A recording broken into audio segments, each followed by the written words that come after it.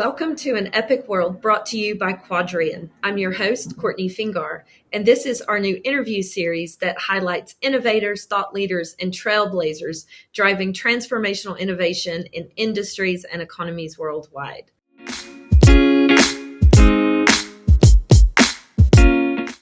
Quadrian is focused on inspiring epic growth by bringing together the combined forces of venture investment, foreign direct investment, and special economic zones.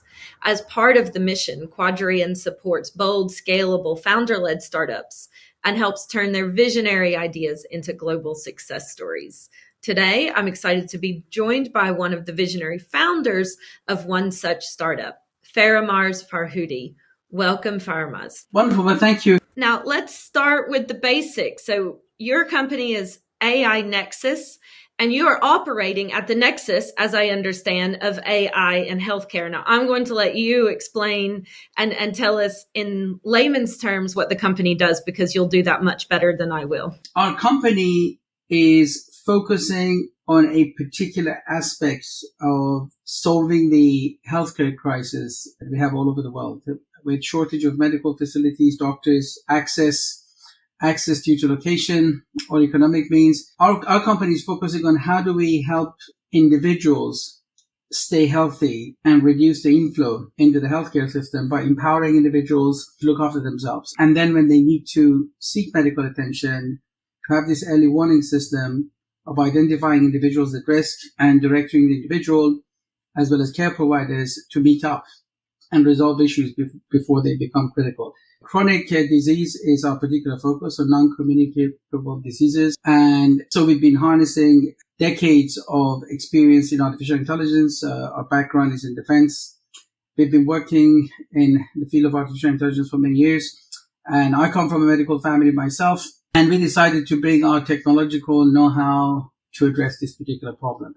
And really what we're building is the ability for everyone to be able to use their smartphone as the single device to collect all the critical information about your health and to give you advice, encoding within it the expertise of various medical doctors in 12 disciplines, neurology, cardiology, and so on, and to bring that expertise that is used to treat you when you're sick and put it in your hands to help you not get sick.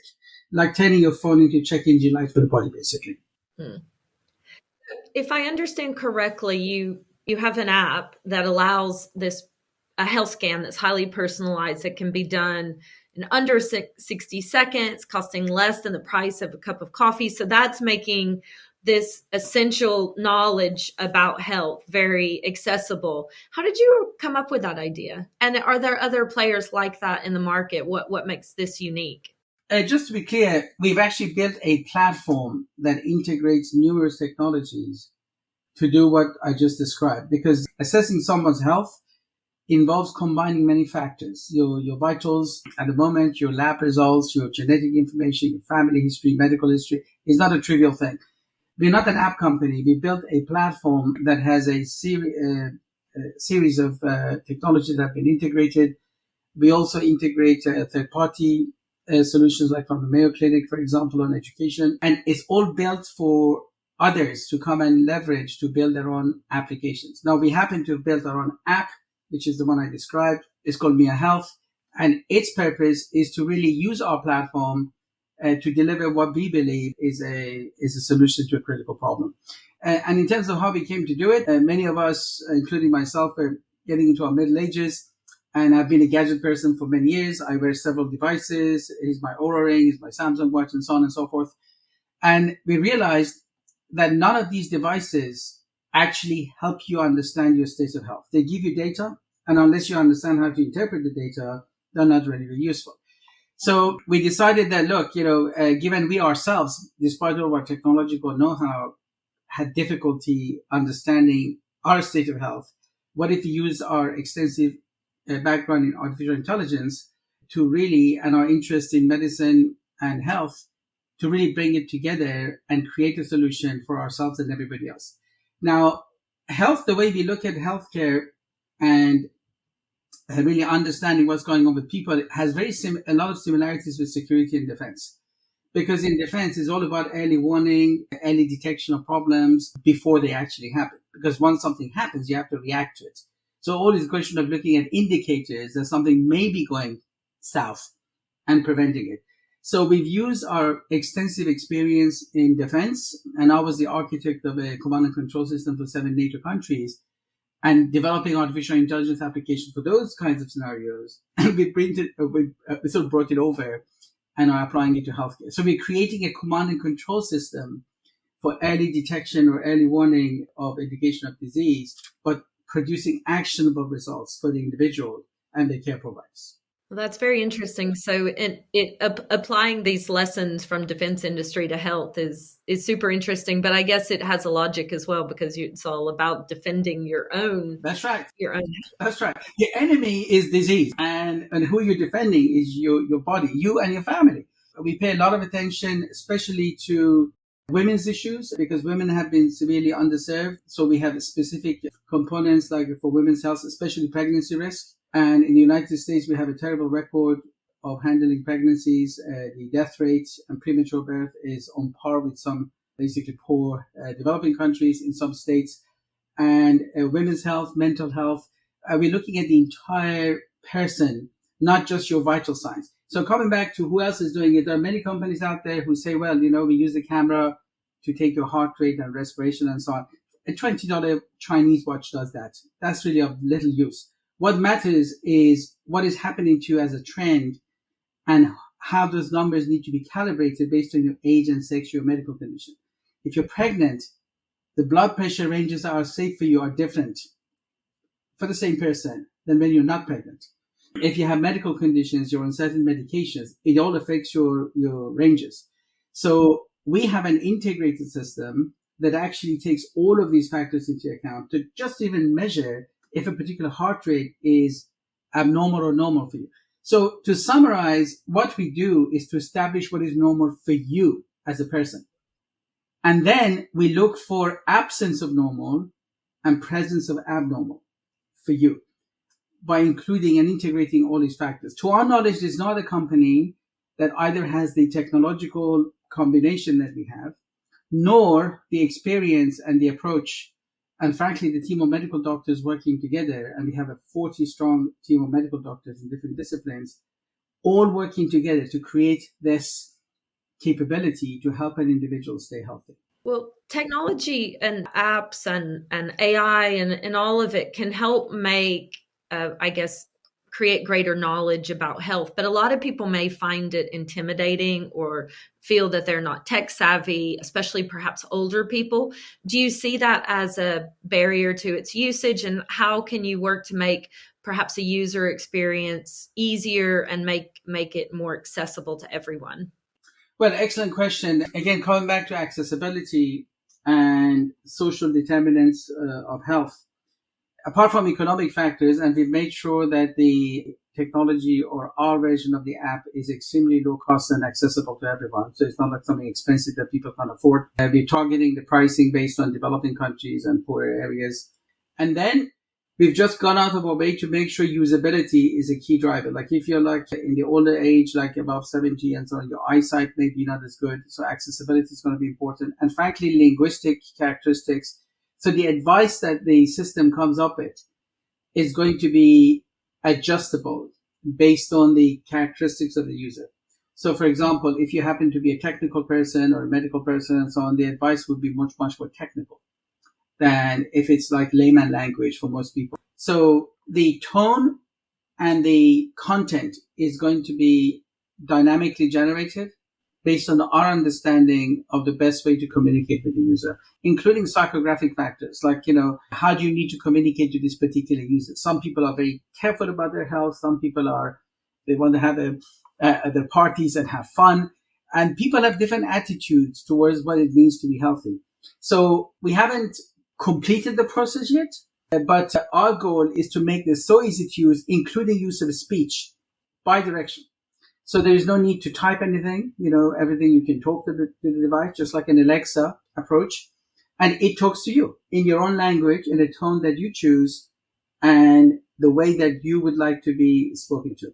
So focusing on a hands-free as much as possible without typing, without needing to see stuff is our focus. We've also made it so it could be deployed on different devices like mirrors, the smart mirrors. So you could have it in your bathroom so it can tell you what's going on with you every morning. You look at it, and of course make it available on your smartphone or your computer or even kiosks for public spaces. So this is really designed to be completely portable and completely usable. On usability, we are working very hard to make sure that every community and segment of society can use it. Which kind of geographies are you focused on? It's the type of thing that in theory could be needed anywhere around the world, but where are your core markets initially, and where do you think you'll have the biggest take up? We've got our aspirations as a company to reach every single person on the planet, especially in deprived areas, remote areas, even in places like United States, rural areas where access is limited, especially in minority communities. However, there are some regulatory ambiguities in certain countries like the United States. So like as soon as you mention, vital signs, everybody says, where's your FDA approval? Whereas the Apple Watch and the Samsung Watch doesn't have any FDA approval. So we have to tell people, look, this is more like the Apple Watch in software. So we've decided to focus in countries where there is a particular problem with population health screening and consent at the governmental level, like India, for example. So right now we are working with a Rotary Club who's funding the project and BBMP, which is the local health authority in Bangalore, to screen 1 million citizens in the most deprived segments of the society. So we have a major expansion plan in India. We have other projects going on in the Middle East and Asia. But also we're working in the United States to focus in particular states where pregnancy and rural areas are of great concern in terms of access. So that's really, how we're starting. Very small startup. We are at the start of our journey. So you can't boil the ocean. Our goal is to cover everyone, but we're starting with India because we have a friendly and receptive public health authority to work with. And frankly, the data that we will be collecting, the analysis will help us, if you like, create the scientific analysis that would make it easier for us to get into the United States and care providers and insurance markets here. Looking ahead to the broader expansion of the company, you mentioned that the app is just one part of your broader platform. What are your plans to work in other verticals, to launch other applications or features? What's coming next? If you take the human body and you look at the mind, heart, skin, and all these different aspects, mental health, for example, is a big issue. So while we are integrating specific elements of these types of assessments into one package, which is our own app, as well as making it available to others, we intend to launch some of these as their own independent assessment protocols. Like mental health, for example, is a big deal. We have 35 mental health protocols integrated. Now that's an overkill to just put in our app. So we are going to be offering it as an offering by itself. We also have technologies for analyzing your skin, looking for signs of concussion and neurological disorders and so on. So we're going to isolate those and in a deeper version, make them available as standalone services.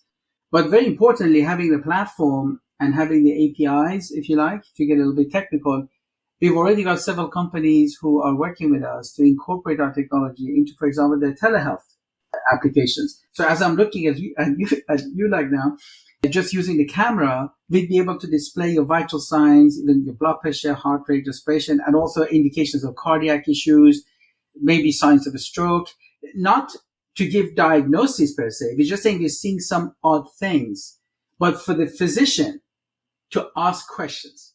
Normally, they're just looking at you. They have no idea what your heart rate is. But if you're saying, look, your heart rate is fluctuating, and you're also showing some signs of arrhythmia, as our system is detecting it, then the physician can ask, hey, is your heart beating a bit too fast? Are you feeling palpitations? Are you breathing okay? So it changes a telehealth session from just a communication about, tell me about your stuff, is actually much more guided and intelligent. And then we've been fortunate to have been given access to Mayo Clinic's entire educational program, which we're also targeting and presenting to the individual. We came through Mayo Clinic's Platform Accelerate program, and we went through that very successfully. So we're really grateful to have Mayo Clinic as a partner with us to actually help everything we do to be a lot more grounded and based on the great work that Mayo Clinic is doing. Yes, and one of the most prestigious, I guess, organizations in global healthcare. So that actually says a lot if you're partnering with Mayo. It's very easy to see how such technologies will create efficiencies and much needed efficiencies in global healthcare. So it would be really exciting to see how you're going to continue operating at the forefront of that. I want to just ask you before we wrap up about your work with Quadrian. How did that come about? What kind of support do you receive? Well, it's been really great. I mean, we've just started. So we've started our journey with Quadrian, and we've been really very impressed with all the support and connections, because Quadrian has a pretty large footprint in terms of connection with different countries and different governments at various levels. So we're pretty excited to be involved with Quadrian as a partner, and we already have some events lined up to work together, some keynotes, presentations and so on. So no, we're very excited to be involved with Quadrian. It's the start of our journey, but I expect and hope to see many good things coming out of this relationship. I just want to thank you again for your time. I wish we had a little bit more time because it's such a fascinating field in which you're working, but we'll have to get you back on the program again, and you'll have to keep us updated as things develop. Absolutely, look forward to it. And thank you, Courtney. Take care.